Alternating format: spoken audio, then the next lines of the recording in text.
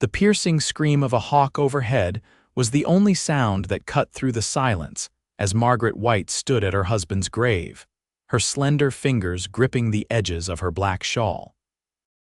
It was the winter of 1875 in Cottonwood Springs, Arizona Territory, and the biting cold seemed to seep into her bones just as deeply as her grief. 3 years of marriage had ended in this desolate cemetery, where the wooden cross bearing Thomas White's name stood like an accusation against the vast, uncaring sky. "Time to go, Margaret." Her father-in-law's voice was as cold as the wind. "We've paid our respects." She nodded, but her feet remained rooted beside the fresh mound of earth. At 26, Margaret was now a widow in a frontier town where women without husbands or children had few prospects. Thomas had died of pneumonia after falling through the ice on a hunting trip, leaving her alone in a house that belonged to his family, a family that had grown increasingly hostile toward her with each passing month. She failed to produce an heir.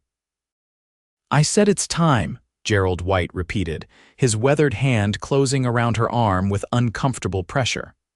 "The others are waiting." The others, Thomas's mother, 2 brothers, and their wives stood by the wagon, their faces set in stone.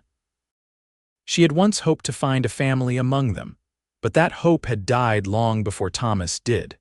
The ride back to town was silent, except for the creak of wagon wheels and the occasional sniff from her mother-in-law.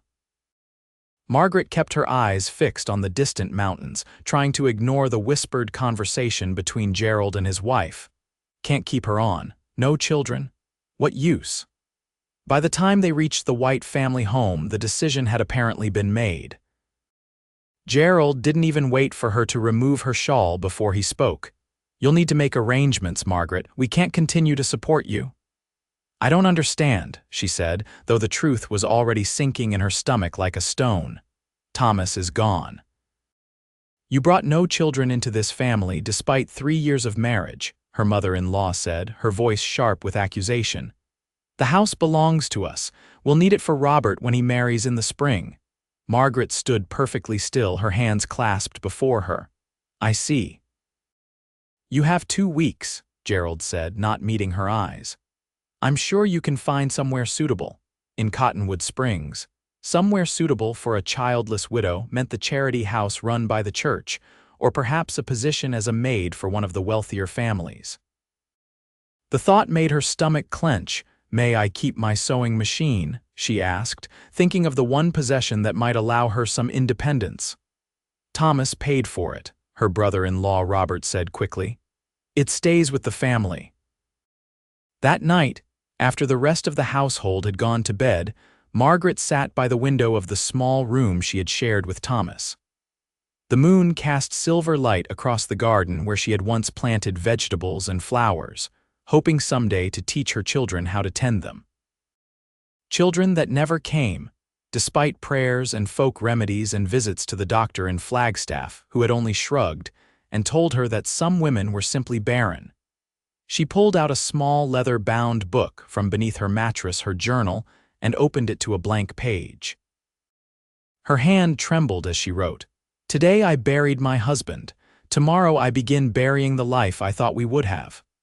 Over the next 2 weeks, Margaret packed her few personal belongings and searched desperately for a position.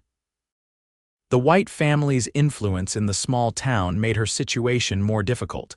Whispers followed her through the mercantile and the post office. "Poor thing, couldn't give Thomas a child. The Whites say she's sickly. Might be for the best, passing that barrenness on would be cruel." The day before she was to leave the White home, Margaret walked to the edge of town, to the livery stable where she knew the stagecoach office was located. Perhaps she could purchase passage to Prescott or even Phoenix, where no one would know her history. "Afternoon, madam," the stable boy greeted her as she approached. "Something I can help you with?" "I need to know the fare to Phoenix," she said, forcing her voice to remain steady. "That'd be $8, madam. Next coach leaves tomorrow noon. $8. She had 11 to her name, which would leave her with just $3 to start a new life. Still, it seemed her only option, As she turned to leave, a commotion at the far end of the stable caught her attention. A tall man was struggling to control four young boys who seemed determined to climb every available surface. "Samuel, get down from there this instant." The man's voice was deep but frayed with exhaustion. "Joseph, leave that cat alone. Matthew, don't you dare put that in your mouth." "Luke, stop pulling your brother's hair." Despite her own troubles, Margaret couldn't help but smile at the chaotic scene. The man, clearly the boy's father, caught her eye and gave her a weary grin. "My apologies for the ruckus, madam," he said, tipping his hat with one hand while keeping a squirming child tucked under his other arm. "The boys have been cooped up in a wagon for 3 days straight." "It's quite all right," she replied. "They're just being boys." He looked at her more closely then, and she realized how she must appear a woman in mourning clothes with reddened eyes and a face pale from sleepless nights. Self-consciously, she adjusted her shawl. "I'm Preston Tucker," he said. "Just arrived from Colorado. These are my sons. Samuel's 8, the twins Joseph and Matthew are 6, and little Luke here is 4. "Margaret White," she replied, wondering why this stranger was introducing himself so formally. "Mrs. White, would you happen to know where I might find lodging for myself and these rascals?" "I've purchased the old Miller Ranch outside town, but the house isn't habitable yet. The boarding house on Pine Street has rooms," she suggested. "Though I'm not sure they'd welcome quite so many energetic children." Preston Tucker laughed, a warm sound that seemed to brighten the dusty stable. "You might be right about that. We've been turned away from 2 establishments already." As if to prove the point, Matthew chose that moment to knock over a bucket, sending water splashing across the stable floor. The stable hand shot them an irritated look. "My apologies," Preston said again, looking genuinely embarrassed. "We'll be on our way. Thank you for the suggestion, Mrs. White." Margaret nodded and turned to leave, but something made her pause. "Mr. Tucker, if you don't mind my asking, where is your wife?" Surely she could help manage the children. His expression sobered immediately. "My Sarah passed 2 years ago, childbirth fever after Luke was born." "I'm sorry," she said quietly, feeling a kinship with this widowed father. "I lost my husband recently as well." "My condolences," he replied, his blue eyes filled with understanding. "It's not an easy road, is it?" Before she could respond, little Luke broke free and ran straight into her skirts, wrapping his arms around her legs. "Up," he demanded, his small face tilted toward hers. "Luke." Preston admonished, but Margaret was already bending down. "It's all right," she said, lifting the child. He immediately nestled against her shoulder, his small hand patting her cheek with surprising gentleness. "He doesn't usually take to strangers," Preston observed, looking puzzled. "Sarah had dark hair like yours, perhaps that's it." Margaret felt a sudden, sharp ache in her chest. This was what she had wanted: a child in her arms, trusting and warm. She reluctantly handed Luke back to his father. "I should be going," she said. "Good luck finding accommodations." She had taken only a few steps when Preston called after her. "Mrs. White, I couldn't help overhearing you asking about stagecoach fare. Are you leaving Cottonwood Springs?" She hesitated, then nodded. "Tomorrow. May I ask why?" Under normal circumstances, she would have considered the question impertinent, but there was something in his direct gaze that invited honesty. "My husband's family is reclaiming their home.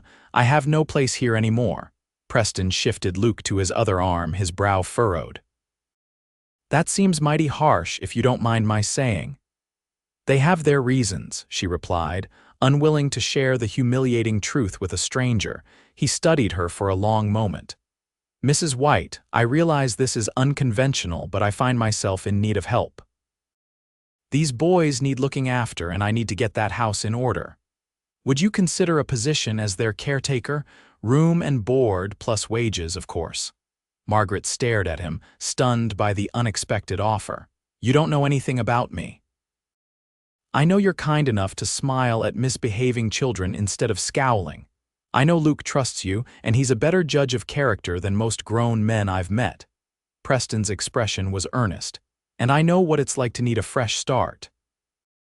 The younger boys had gathered around their father, looking up at Margaret with curious eyes. Samuel, the oldest, regarded her with more caution, but there was no hostility in his gaze. "I don't know," she said hesitantly. "I was planning to go to Phoenix, start over somewhere new." "The Miller place is 5 miles outside town," Preston said. "Far enough for a fresh start, I'd wager, and these boys could use a woman's guidance. I'm afraid I'm making a poor job of raising them alone."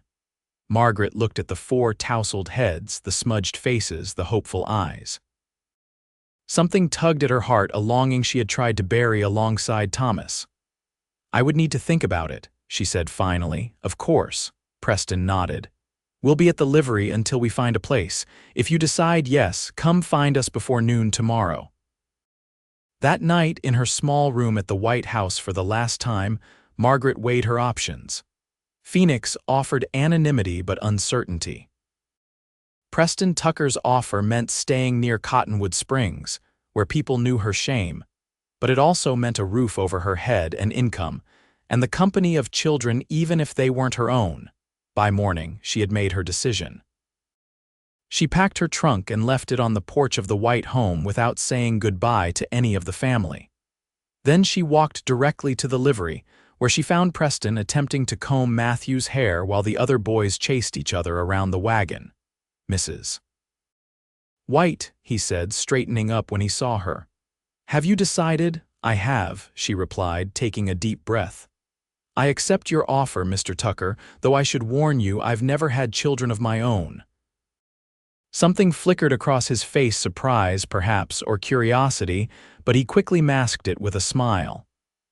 "These rapscallions will give you plenty of practice. Welcome aboard." And so Margaret found herself riding out of Cottonwood Springs not on the Phoenix-bound stagecoach, but in a wagon beside Preston Tucker, with 4 lively boys bouncing on the seat behind them, and a future she couldn't have imagined 24 hours earlier stretching out before her. The Miller Ranch was indeed in disrepair, just as Preston had warned. The main house was a solid 2-story structure, but years of neglect had left it with a sagging porch, broken windows, and a roof that leaked in at least 3 places. The surrounding land, nearly 500 acres, was overgrown with scrub and cactus, though Margaret could see it had once been a working cattle operation. "It needs work," Preston admitted as they stood before the house, "but the bones are good. The previous owner let it go after his son died in the war. I got it for a fair price, and I've got plans." Margaret surveyed the property with a critical eye. "It will take more than plans, Mr. Tucker. It will take labor and a good deal of it." "That's why I'm here," he said confidently. "I worked cattle in Colorado, but the winters were too hard. Arizona's climate is better for year-round grazing and land is cheaper. I aim to build something here." His ambition was admirable, if perhaps overly optimistic, but Margaret kept her doubts to herself. She had agreed to mind his children, not critique his business ventures. The interior of the house was in better condition than she had feared. The kitchen had a sound cast iron stove, the parlor a stone fireplace, and upstairs there were 4 bedrooms, more than enough space for all of them. Everything was covered in a thick layer of dust, and mice had clearly made themselves at home, but nothing that couldn't be remedied with hard work. "The boys and I have been sleeping in the barn," Preston explained, looking slightly embarrassed. "It seemed easier until we could get the house cleaned out." "Well, that won't do at all," Margaret said firmly. "We'll start with the kitchen and 2 bedrooms. The boys can share, and you and I will each take a room. We should have it habitable by nightfall." Preston looked at her with newfound respect. "You don't waste time, do you, Mrs. White?" "There's no point in delay when there's work to be done," she replied, already rolling up her sleeves. "Now, if you could bring in my trunk and show me where the well is, we can begin." The next few days passed in a blur of activity. Margaret scrubbed floors, washed windows, and supervised the boys in tasks appropriate to their ages. Samuel proved surprisingly helpful, eager to show that at 8 he was practically a man. The twins were enthusiastic if easily distracted, and little Luke followed Margaret everywhere. helping by moving things from one spot to another with solemn concentration. Preston worked from dawn until dusk, repairing the roof, rebuilding the porch, and mending fences. In the evenings, when the boys were finally asleep, he and Margaret would sit at the kitchen table, planning the next day's tasks over cups of coffee. "You're a wonder with those boys," he commented on the fourth night, watching as she darned one of Matthew's socks. "They've taken to you like ducks to water." Margaret smiled, though there was a hint of sadness in it. "They're good children, they just need attention and boundaries." "Sarah was the one who knew how to handle them," Preston admitted, rubbing his hand across his stubbled jaw. "After she died, I felt like I was drowning, trying to keep up with the ranch and raise 4 boys alone." "It can't have been easy," Margaret said softly. "It wasn't. That's part of why I decided to sell up and move here. Fresh start, like I told you." He hesitated, then added, "May I ask you something personal, Mrs. White?" She tensed slightly but nodded. "You mentioned you never had children of your own. Was that by choice?" The question stung, even though she knew he meant no harm. "No," she said quietly. "It was not by choice." Understanding dawned in his eyes. "And your husband's family. That's why they turned you out, because you didn't give them grandchildren." Margaret set down her darning, her hands suddenly unsteady. 3 years of marriage without a child is apparently unforgivable," she said, trying to keep the bitterness from her voice. "Especially when the family was counting on an heir to carry on the name." "That's a damned shame," Preston said, anger flashing in his eyes. "Begging your pardon for the language, but it is. A woman's worth isn't measured by how many children she bears." His indignation on her behalf warmed something inside her that had been cold for a long time. "Thank you for saying so, Mr. Tucker. Not everyone shares that view." "Well, they should," he said firmly. "Look at how you are with my boys. You've got more mothering instinct in your little finger than some women have in their whole bodies." The compliment brought unexpected tears to her eyes. She blinked them away quickly, embarrassed by her own emotion. "It's getting late. I should retire." Preston nodded, respecting her need to withdraw. "Good night, Mrs. White, and thank you again for all you've done." "Good night, Mr. Tucker." As weeks turned into months, the Miller Ranch, now the Tucker Ranch, began to transform. Preston purchased a small herd of cattle and 2 working horses. He hired a ranch hand, a quiet man named Caleb who lived in the bunkhouse and kept mostly to himself. The house, under Margaret's care, became a true home, with curtains at the windows, rugs on the floors, and always something simmering on the stove. The boys thrived under her guidance. She taught them to read and write, using books she ordered from a catalog.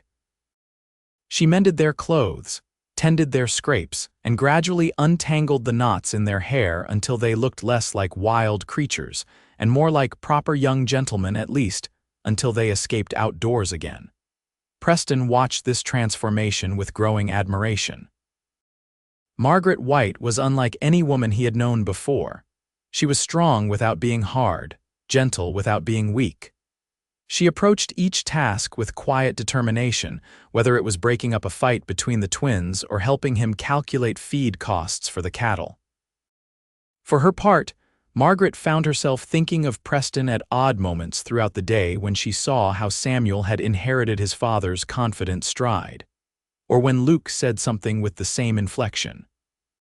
She noticed the way Preston's eyes crinkled at the corners when he smiled, the way his hands were rough but always gentle with the children, the way he never raised his voice even when the boys tested his patience. It was dangerous territory, she knew. She was his employee, nothing more.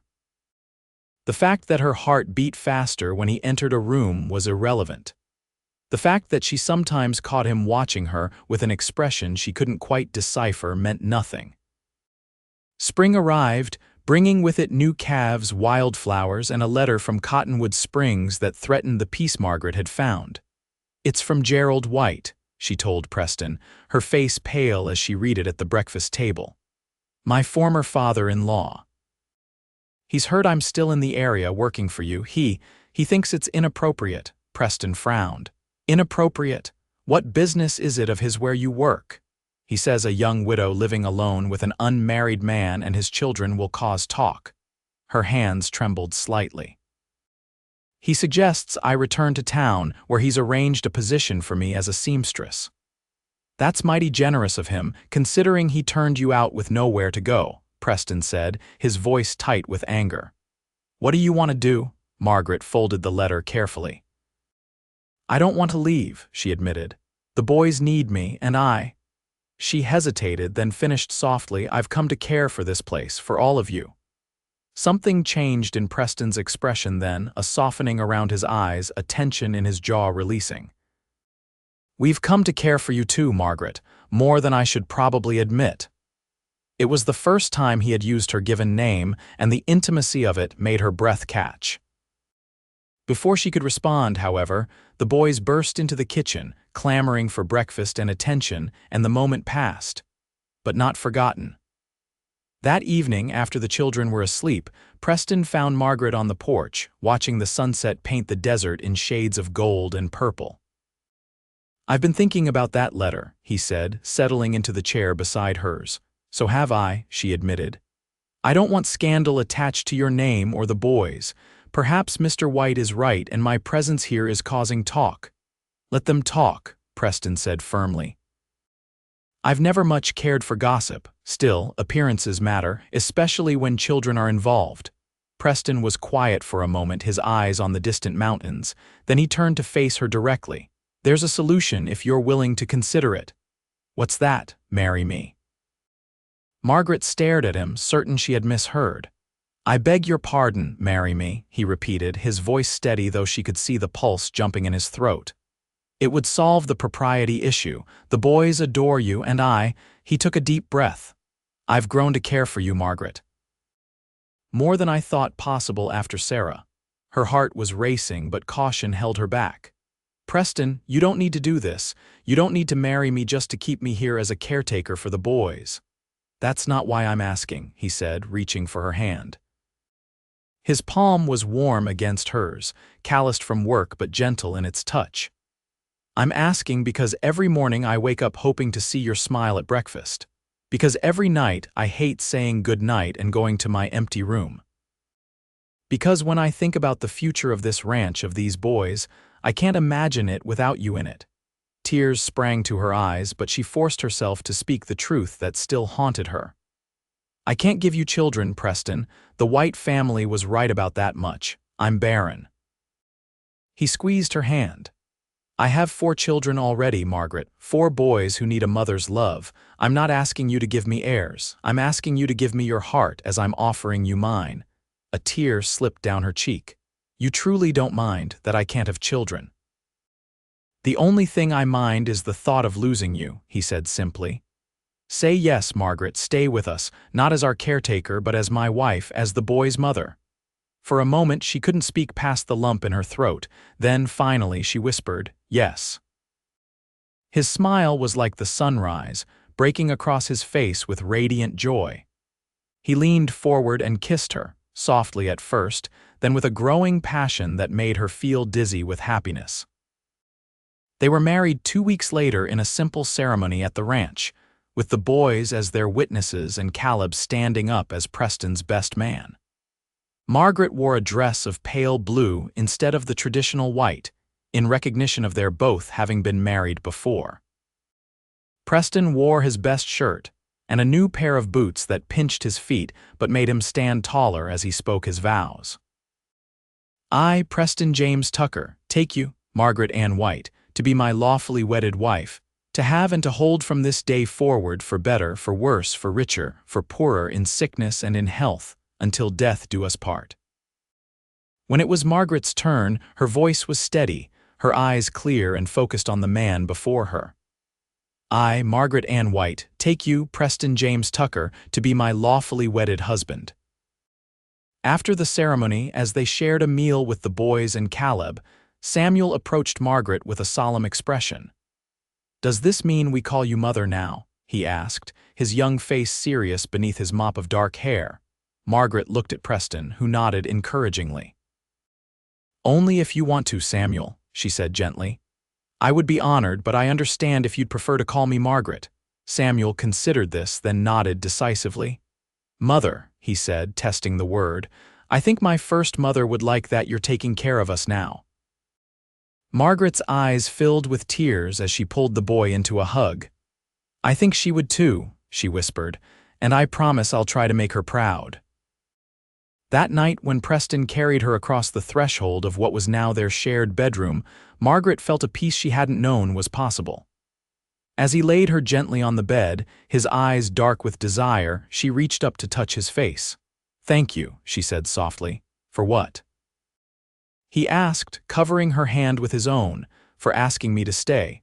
For not caring that I can't give you children. For giving me a family when I thought I would never have one." Preston leaned down to kiss her, his lips warm against hers. "You've given us just as much, Margaret. You brought life back to this house and to me." Later, as they lay tangled together in the darkness, Margaret listened to the sound of Preston's steady heartbeat beneath her cheek.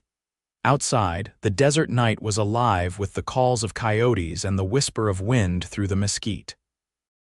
Inside, all was quiet except for the occasional creak of the house settling and the distant soft snores of the boys in their rooms down the hall.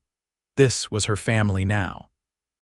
Not bound by blood, but by something equally strong, by choice, by love, by the decision to build a life together on this patch of Arizona desert. A year after their wedding, Margaret stood on the porch of the Tucker ranch, watching as Preston taught Samuel how to rope a calf. The ranch had prospered under their joint care, with 30 head of cattle now grazing the improved pastures and a vegetable garden that provided much of their food. The twins were helping Caleb repair a fence, their small hands eager to hold the tools and learn the work. Luke sat beside Margaret, carefully forming letters in a copybook. "You're doing wonderfully, Luke," she praised, adjusting his grip on the pencil. "Your penmanship is improving every day." The boy beamed up at her, his face a miniature version of his father's. "Will you tell me a story when I finish the whole page?" "Of course," she promised. "Which one would you like?" "The one about how you and Papa got married," he said, bending back to his task with renewed vigor. Margaret smiled, watching as Preston looked up and caught her eye across the yard. He tipped his hat to her, a gesture that still made her heart skip a beat. The story of how they came together was already becoming a family legend, retold at bedtimes and special occasions. How a widow cast out for her infertility found a home with a cowboy and his 4 sons. How love grew in the most unexpected of places. How family wasn't always about blood, but about hearts that chose each other. As Preston walked toward her, his stride confident and his smile warm, Margaret thought about the journey that had brought her here. From the depths of grief and rejection to the heights of joy she now experienced daily. It hadn't been an easy road, but it had led her home. "What are you thinking about, Mrs. Tucker?" Preston asked as he climbed the porch steps and dropped a kiss on her forehead. "About how lucky I am," she replied honestly. "About how some endings are really beginnings in disguise." He sat beside her, taking her hand in his. "The best kind of beginnings," he agreed, "the kind that last a lifetime." Luke finished his page of letters and held it up proudly. "Done." "Now tell the story, Mother," Margaret laughed, squeezing Preston's hand before turning to the eager child. "Well, it all began with a hawk screaming overhead and a fresh grave in Cottonwood Springs." And as she retold their story, with Preston adding details and Luke interrupting with questions, Margaret knew that this moment, this family, this love was what she had been searching for all along. Not a life defined by what she couldn't give, but by what she could. Love, care, strength, and the courage to begin again. The sun set over the Tucker ranch, painting the sky in brilliant hues of red and gold. Inside the house, lamps were lit, casting a warm glow through the windows. The smell of baking bread wafted from the kitchen, and the sound of children's laughter echoed across the yard. This was her legacy, Margaret thought. Not children of her body, but children of her heart. Not a name to carry on, but love that would echo through generations. It was more than enough. It was everything,